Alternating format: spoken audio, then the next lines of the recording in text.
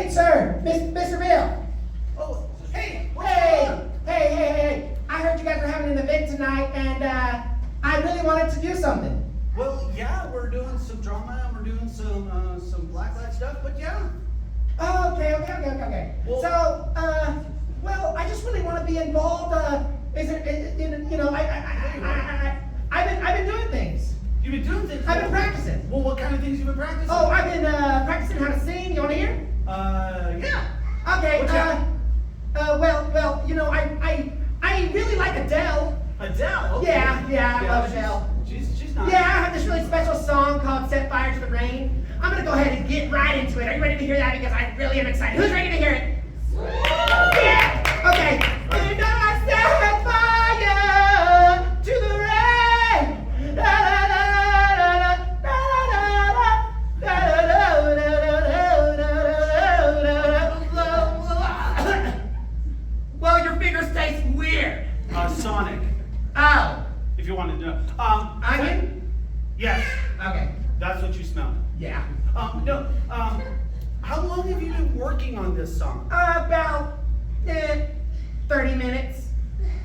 I can tell it's an improvement. So Yeah. I tell you what. Yeah. So why don't we let the folks here do their thing? Okay. Okay. And Okay. you continue to practice. And I've heard in the shower by yourself. Yeah. Secluded might be an opportunity for you. Okay. But we're gonna be doing some blacklight stuff. Oh. So no flash photography and no flashlights. No flashlights, Yeah. no flash photography, or I'll sing right in your face. I believe he's serious. Oh, and well, if you need to use the restroom, they're down the hall. The men's room is second on the right, ladies is third on the right. Oh, yeah, I need the bathroom. I better go. Okay. Okay, see ya. See you later. We want to welcome you all tonight to our Beat the Heat event. So again, restrooms are down the hall on the right. Please, after we're done, stay for a few extra moments, and please, no flash and no flashlights. Thanks much.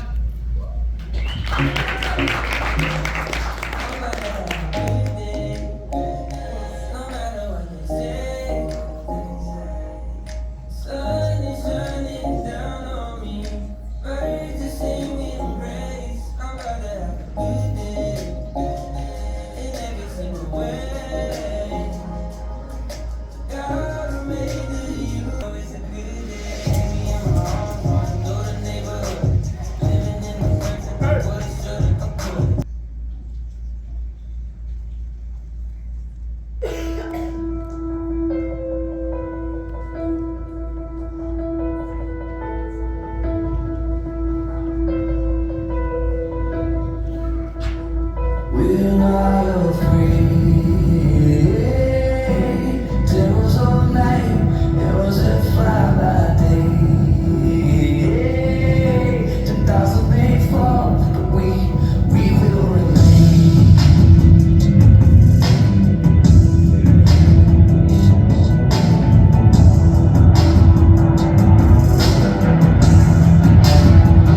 We're not afraid. Promise of God can never be torn away. Walking on hands of angels, crushing the sea.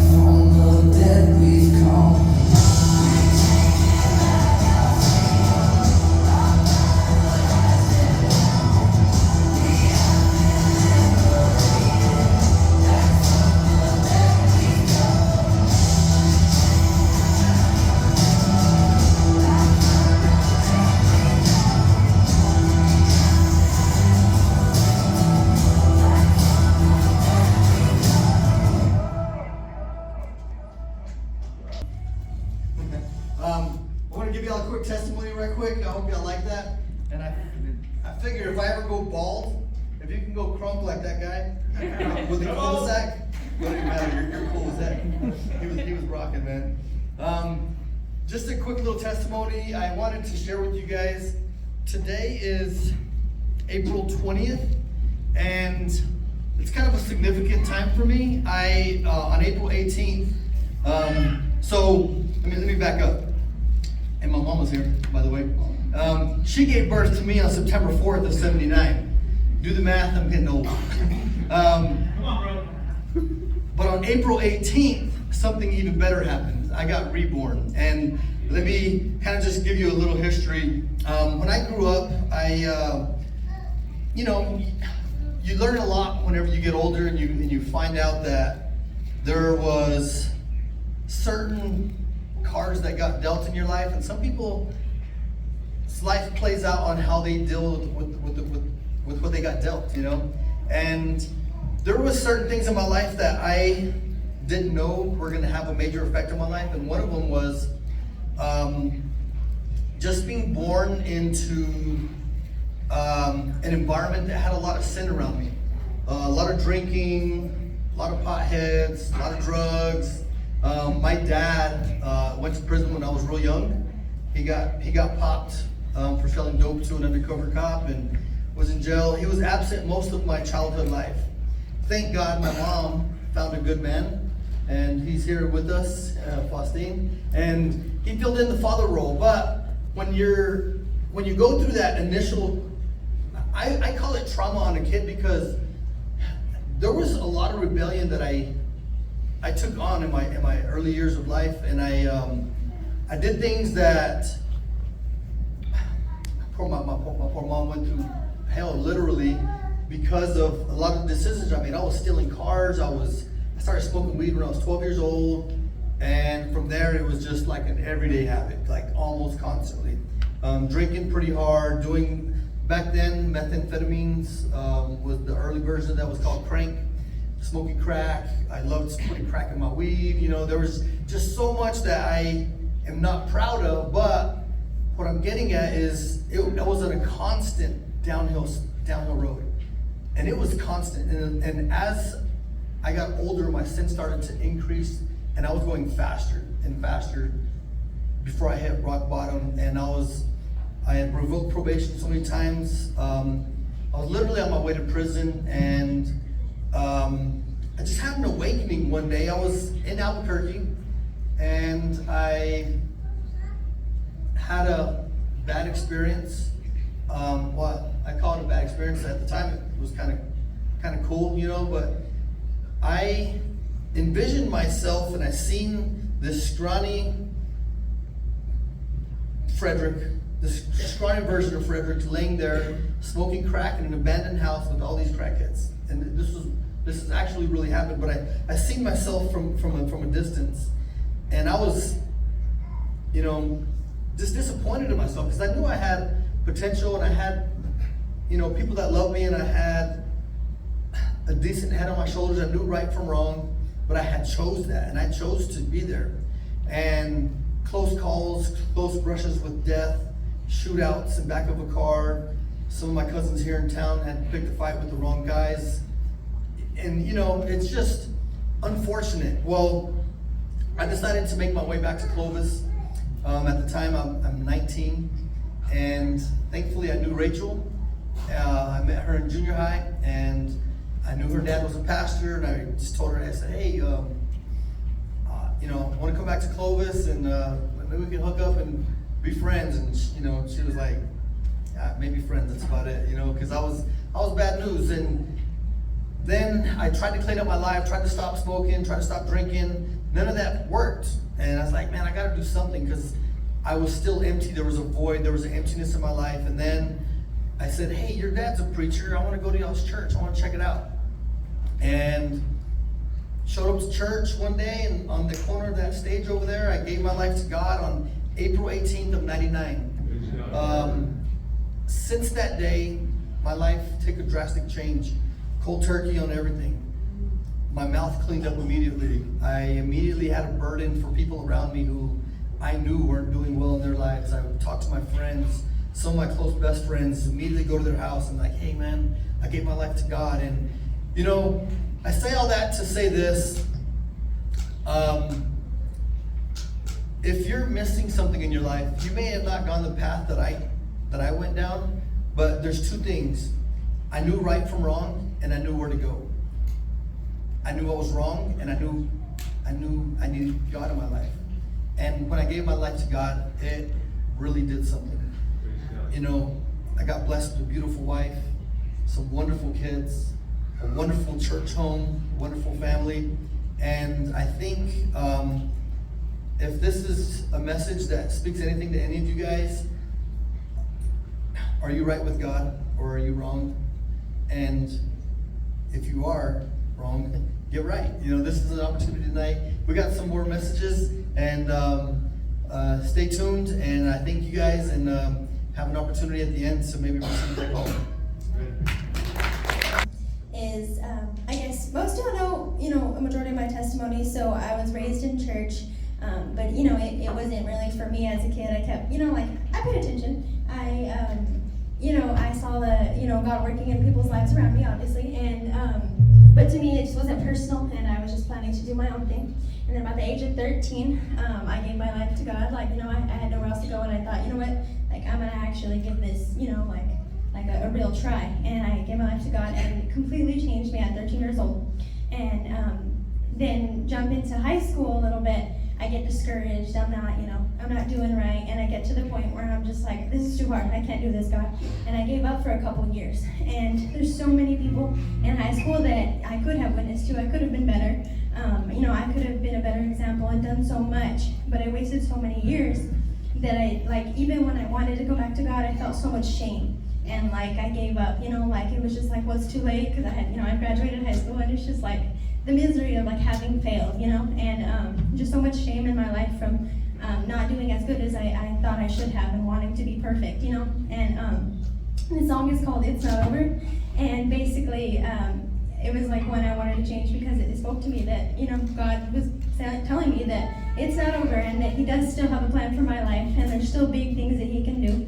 And yeah, that's pretty much it. Hope you enjoy.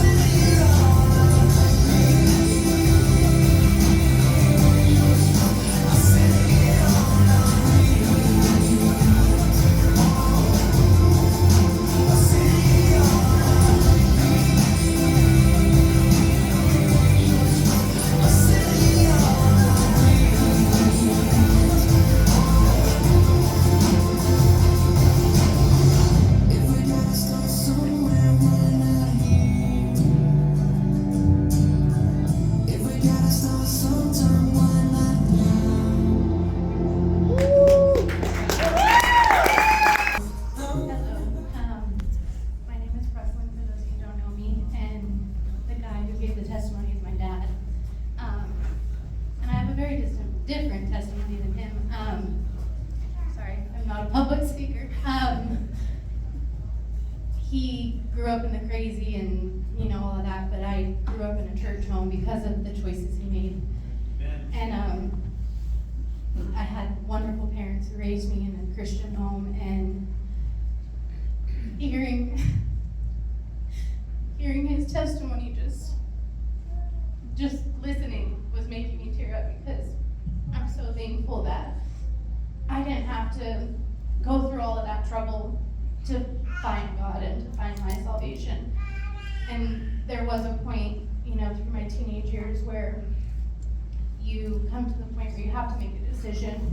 And I made some silly mistakes, but nothing near what he did. And all to say, I'm so grateful that my parents' decisions and my family's decisions protected me, and that their prayers protected me from a life that could have been so much worse.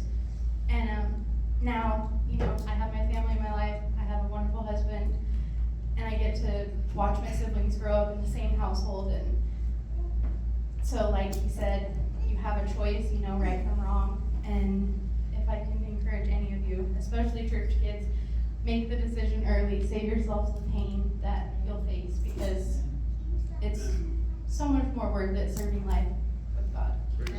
I'm gonna introduce this song. So we're gonna do a worship song as we kind of close the night. We've done this song before, so I'm sure it's gonna sound familiar to y'all.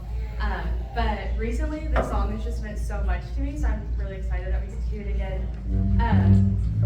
It's not a secret, everyone's experiencing it, just how much pain and hurt and chaos is in this world right now.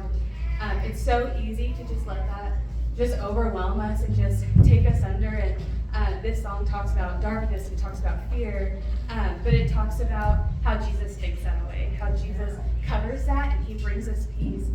It says, you make the darkness tremble and you silence fear. And I'm just so thankful that I have Jesus in my life to silence fear, to take the darkness away, because if I did not have him, I know I would just, just be in a hole of just living in this world and feeling all the pain that's in it. And so I am very excited that we get to do this song, and I just hope this song means as much to y'all as it does to me.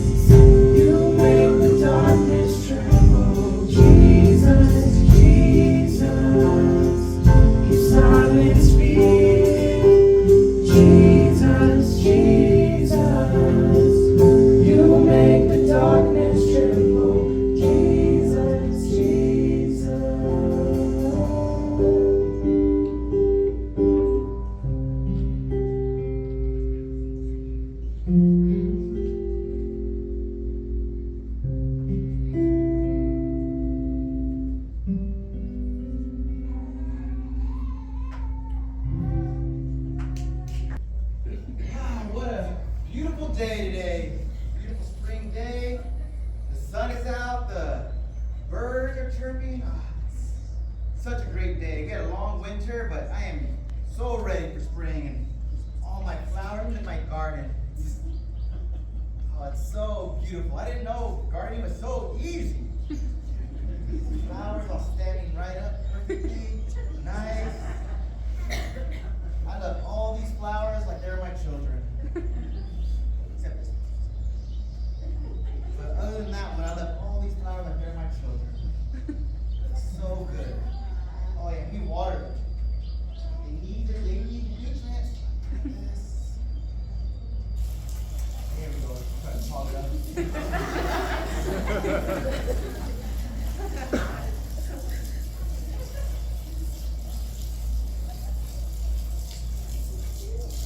All right.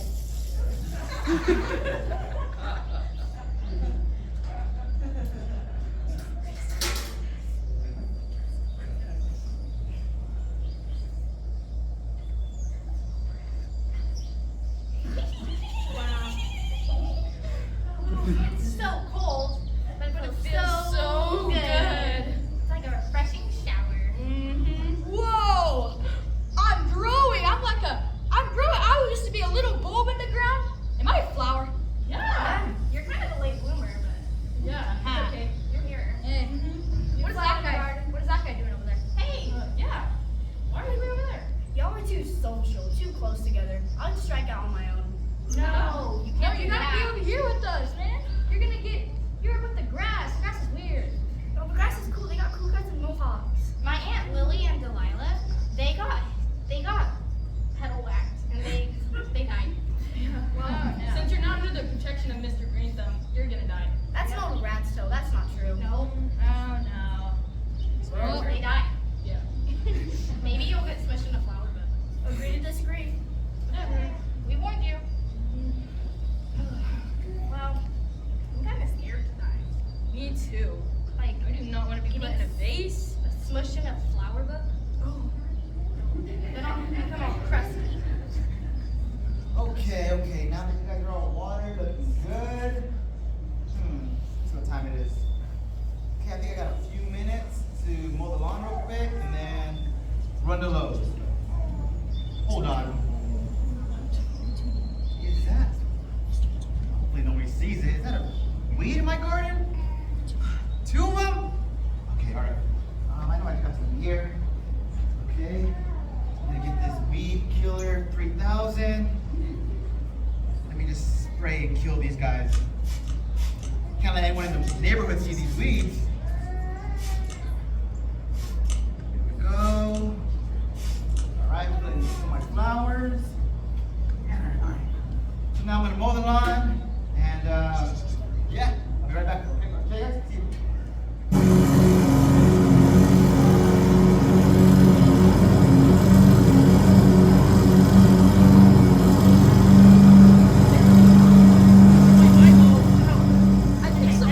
see you. I think some of the grass got Mr. Petunia! No! He's gone! We told him not to go too far. No, he's gone!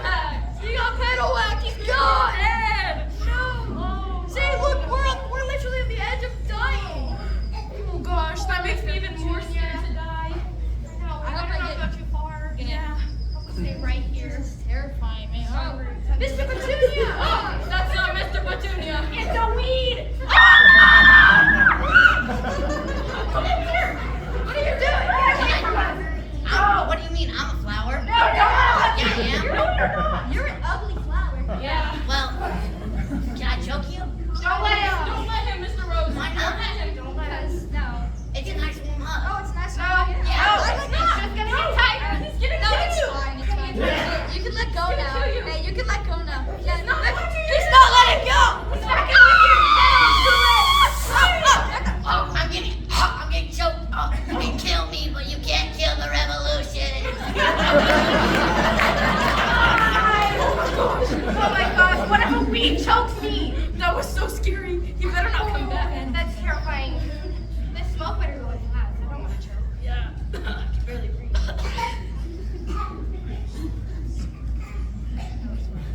That lawnmower had a mind of its own. Alright, so you guys still good, but oh my, what happened to Mr. Petunia? Well, good thing I went to Lowe's real quick. And I'm just gonna plant this guy right here. Being a gardener is so easy. You just put him in there, it's good to go. That's awesome. Okay, let me get some bug spray.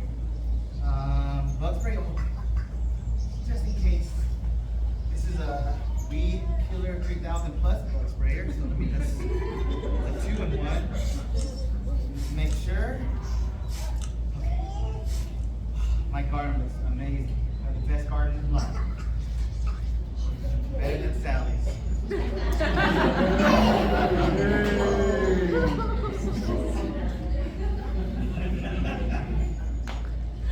Hey! You're not Mr. Petunia either! No, Who are not you? Petunia. I'm not a Mr. at all. My name's Lily. Hi. Nice to meet you, Lily. I had an Aunt Lily. She got whacked by a pedal whacker. Oh. That's why she died. That's lovely. Well, I mean, at least I'm not afraid to die. You are? You're not? No, I'm so I'm afraid to not. die. I'm You terrified. are. I just got attacked by a weed. What if I get smushed in a pedal book? Or in a Well, you know what? There is. So if you do die, you can have the hope of going to flower heaven. Oh, you know what? It's gonna be way beautifuler. Beautiful. Yes. You feel like a giant garden? Beautifuler than the Garden of Eden. I've heard of that place. Yeah, it's gonna be so pretty. And And it's you know better what? than that. You just have to ask Jesus into your heart. Stem thingy. Yeah. Into our, our mind, whatever, beliefs. So yeah, so you don't have to be afraid of dying. We just have to have a good foundation. Make sure we're planted like in a good family. Really good soil. Yeah, and I noticed that Mr. Greenthumb is amazing. He's Like, so I'm good. so excited to be here. Because you know what? Whenever things do go wrong, we can ask him, and the Holy Spirit will come and protect us from weeds and birds and hail and bugs. All Hey, this what was that, stuff. bug? No. Oh, come on, man, come on. Come on. I just want to have some fun. Don't ride my pedal. Oh, hey. Can I get a nibble? Come on. No. Somebody else, friend. Hey. You like that? Mister, please help us. See? Just like that, you just have to ask.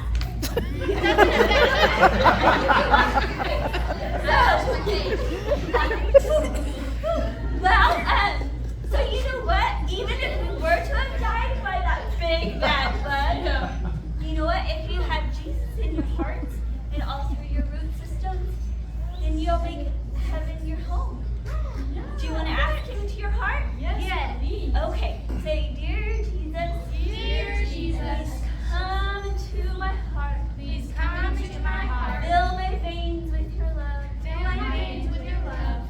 And forgive me of my sins. Forgive me of my sins.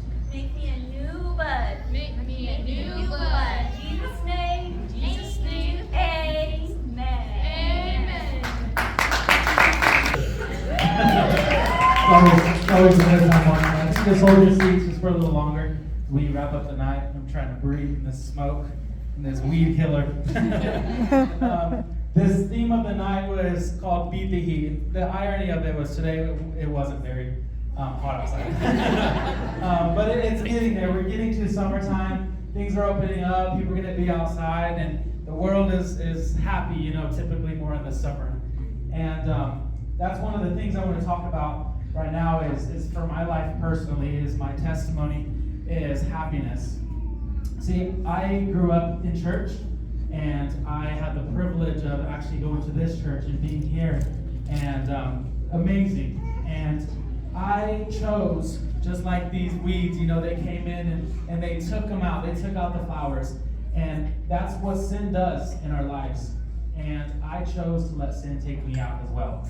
We saw that flower, that weed came and choked them out and took them out. That was me. And that was because I I chose to let sin into my life, and I chose to follow it. And see, we have many choices, and I have a youth Bible study, so I talk a lot to them, and I let them know, listen, every single day you wake up, you make so many choices, so many decisions in life. And one of those decisions could totally transform your life, just one of them.